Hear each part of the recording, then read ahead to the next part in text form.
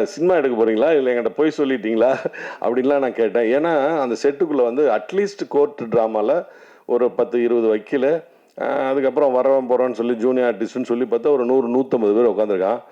Light mens ஒரு கிட்டத்தட்ட ஒரு 125 பேர் இருக்காங்க. ஒரு 300-350 பேரை வச்சு டெய்லி ஒரு 10 நாள் அந்த வெயிலில் அந்த செட்டுக்குள்ளே ஐயோ நினச்சி கூட பார்க்க முடியாது.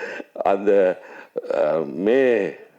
ஏப்ரல் மேல வந்து தாங்க முடியாத வெயிலில் உள்ள வந்து எனக்கு வந்து ஏசிலாம் போட்டு கொடுத்து பிரபா அழகாக பண்ணாங்க. அந்த வசனம்லாம் பேசணுன்னா கொஞ்சம் கூலாக இருந்தால் தான் பேச முடியும். அவ்வளோ வசனங்கள் இருக்குது. அது இல்லாமல் கோகுல் வந்து அவன் டீமும் வந்து ready ready ready ready ready ரெடின்னுட்டே இருப்பாங்க. இது ரெடியா இருடா வரேன், டைலாக் இருக்குடா, நான் பேசணுடா, நடிக்கணுடா தம்பிங்களா இருங்கடா அப்படின்னு சொல்லிட்டு அவர் ஒரு பக்கம் பாலாஜி வந்து சார் ரெடிங்களா போகலாமா அப்படின்னு வச்சு உக்காந்து கேரவனுக்குள்ளே போகவே விட மாட்டாங்க.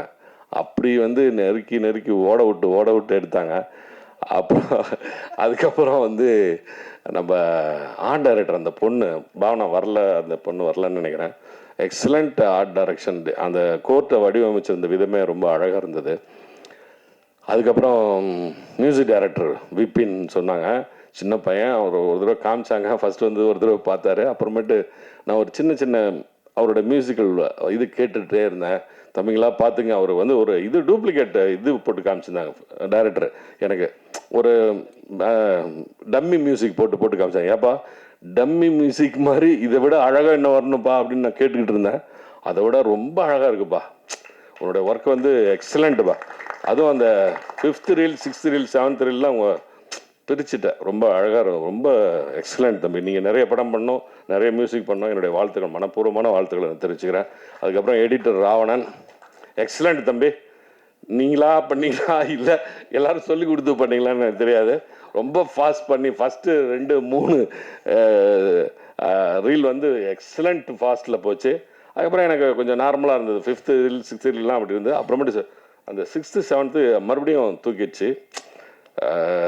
எல்லாத்துக்குமே ஹோல் டீமுக்கும் நான் நன்றி சொல்ல கடமைப்பட்டிருக்கேன். இதில் நடித்த நடிகர்கள் எல்லாம் இருந்து அந்த குப்புசாமியிலேருந்து அந்த காஸ்டியூம் டிசைன் பண்ண